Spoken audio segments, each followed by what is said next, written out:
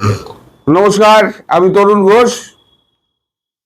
আপনাদের এই যে বাংলাদেশে যে পাকিস্তানি রাষ্ট্রদূত ইমরান হায়দার, তিনি যে হঠাৎ অসুস্থ হয়ে তার বাড়িতে এসিতে আগুন লেগে তিনি অসুস্থ হয়ে পড়লেন, পরে তিনি হাসপাতালে চলে গেলেন। ফায়ার ব্রিগেড তাকে উদ্ধার করলো। 4 মিনিটের মধ্যে ফায়ার ব্রিগেড চলে এলো, উদ্ধার করে তাকে হাসপাতালে পাঠিয়ে দেওয়া হলো। কোন হাসপাতালে? না, বাড়িধারার কাছাকাছি একটা ছোটোখাটো হাসপাতাল, যেটাকে আমাদের এখানে নার্সিংহোম বলা হয়। আমাদের নার্সিংহোমগুলো সমস্ত বড় বড় নার্সিংহোম। সেখানে অন্তত 20টা 25টা আইসিইউ বেড থাকে নার্সিংহোমে, নর্মাল নার্সিংহোমে। তো আপনার এখানে রাষ্ট্রদূতের মতো একজন ব্যক্তি, তিনি সস্ত্রীক অসুস্থ হলেন। আচ্ছা, যদি ওই ঘরে থাকতেন তাহলে আমার একটা কথা ছিল। তারা তো ঘরে ছিলেন না। কার্বন ডাই অক্সাইডের প্রভাব যে তাদের উপর পড়বে তা তো নয়। তারা দুজনেই ছিলেন ভিন্ন ঘরে। খবর দিল অন্য লোকে, তাদেরকে ঘর থেকে বার করা হলো। বার করে গোপনে একেবারে সোজা হসপিটালে নিয়ে গিয়ে আইসিইউতে ঢুকিয়ে দাও, যেখানে কারোর সঙ্গে কোনো সম্পর্ক থাকবে না, সাধারণ মানুষের সঙ্গে দেখা হবে না। এ পর্যন্তও মানা গেল। যদি মানলাম তাহলে পরে আমার আর একটা কথা ছিল। আর একটা কথা হচ্ছে যে এই যে আপনারা মাঝে মাঝে হাসপাতালে যান, আইসিইউ কি? Intensive care unit. আমার কৃত্রিমভাবে শ্বাসযন্ত্র চলে, হাতে নানান রকম নলটল গোজা থাকে। আপনারা নিজেরা দেখেছেন, কখনো নিজেরা গিয়েছেন, কখনো রোগী দেখতে গিয়েছেন, কখনো আত্মীয় স্বজনদের দেখতে গিয়েছেন, সুতরাং আপনাদের অভিজ্ঞতা থাকবেই। তো সেইখানে হঠাৎ আজকে সকালবেলাতে জামাত নেতা, তার নাম হচ্ছে মিয়া ফরওয়ার, তিনি ওই খুলনা থেকে দাঁড়িয়েছিলেন কিন্তু পরাজিত হয়েছিলেন। মিয়া ফরওয়ার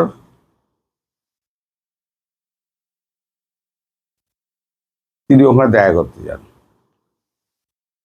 দেখা করে বেশ কিছুক্ষণ তার সঙ্গে কথাবার্তা বলেন। বলা হচ্ছে 1 ঘন্টার বেশি।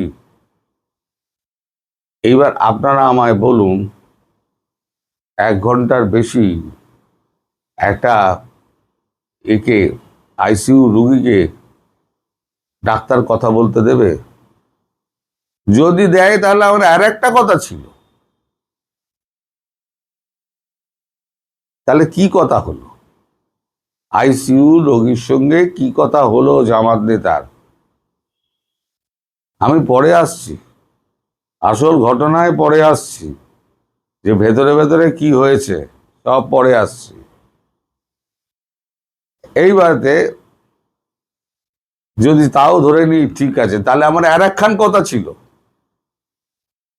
যে পাকিস্তানের রাষ্ট্রদূত সস্ত্রীক অসুস্থ হয়ে হাসপাতালে ঢুকে গেলেন। পাকিস্তানের কোনো লোক তো এখনো পর্যন্ত এলেন না, উচ্চপদস্থ আধিকারিক এলেন না। তাহলে আর একখান কথা হইল যে তাহলে ভেতরের ব্যাপারটা কি? আরো একখান কথা, আজকে সকাল থেকে সেই জায়গায় হাসপাতাল চত্বরে সমস্ত প্রহরা শক্ত করে দেওয়া হয়েছে। বলি, ব্যাপারটা কি চলছে? এটা কি কোনো কিছু চাপার চেষ্টা? এর আগে যিনি ছিলেন পাকিস্তানি রাষ্ট্রদূত, তাকে তো হানি ট্র্যাপ করে তাকে তাড়িয়ে দেওয়া হলো। এবারে কি বিষক্রিয়া? বেশ কয়েকটা প্লেয়ার এখানে খেলে বেড়াচ্ছে। এখানে ভারতের প্লেয়ার খেলছে, চীনের প্লেয়ার খেলছে, রাশিয়ার প্লেয়ার খেলছে, এবং আপনার মোসাদ খেলছে। কিছুদিন আগে মোসাদ একটা কথা বলেছিল। তারা বলেছিল যে বাংলাদেশ ওখানে মোসাদের এর রাষ্ট্রদূত কি বলে, আমাদের ইসরায়েলের রাষ্ট্রদূত ভারতবর্ষে প্রথম মুখ খুলেছিলেন, মুখ খুলে বলেছিলেন যে বাংলাদেশে হামাস এবং হুজি এই দুটোর সংমিশ্রণ ঘটেছে এবং তারা ক্যাম্প করেছে। এবং আমি তখনই বলেছিলাম যে হামাস এবং হুতি যদি সন্ধান পায় এবং তার পেছনে যারা আছে তাদের মোসাদ কিন্তু ছাড়বে না। এখন এই প্লেয়ারদের মধ্যে কোন প্লেয়ার কি রোল প্লে করেছে সেটা বোঝা যাচ্ছে না। কিন্তু এখানে একটা ব্যাপার পরিষ্কার, যে কোনো কিছু ঢাকার চেষ্টা হচ্ছে, সত্যি ঘটনাটাই জানতে দেওয়া হচ্ছে না। আপনারা যারা আছেন তারা একটু খোঁজ খবর লাগান, বুঝতে পারবেন যে হাসপাতালের মধ্যে কি কি চলছে। সবাইকে মোটামুটি থামিয়ে রাখা হয়েছে। সরি, হাসপাতালের চৌহদ্দির মধ্যে শুধু রুগীর, হাসপাতাল বলবো না, নার্সিংহোম, শুধু রুগীর আত্মীয়দের ছাড়া, কার্ড দেখিয়ে দেখিয়ে ঢোকা ছাড়া আর কোনো হয়নি। ও আর একটা কথা, মানে আর একটা আমার প্রশ্ন রইল, সেই প্রশ্ন রইল ওই জামাত নেতা চলে যাওয়ার পরে আবার একজন বিএনপি নেতা তিনিও গিয়ে আধ ঘন্টা কথা বলে এসছেন। তার নাম হচ্ছে, তিনি লক্ষ্মীপুর থেকে দাঁড়িয়েছিলেন, শহীউদ্দিন চৌধুরী অ্যানি।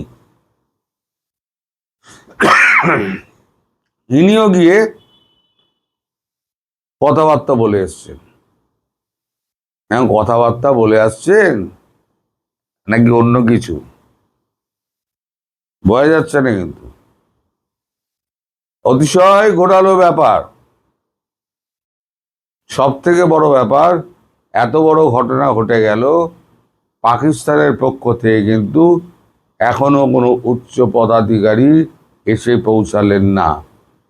একখান কথা আরেকটা হইল, সিআইএ যখন খবর পেল তখন কিন্তু সিআইএ লোক ওয়েস্টার্ন হোটেলে এলো, ওয়েস্টার্ন হোটেলে এসে ডেড বডি নিয়ে সোজা বেরিয়ে গেল।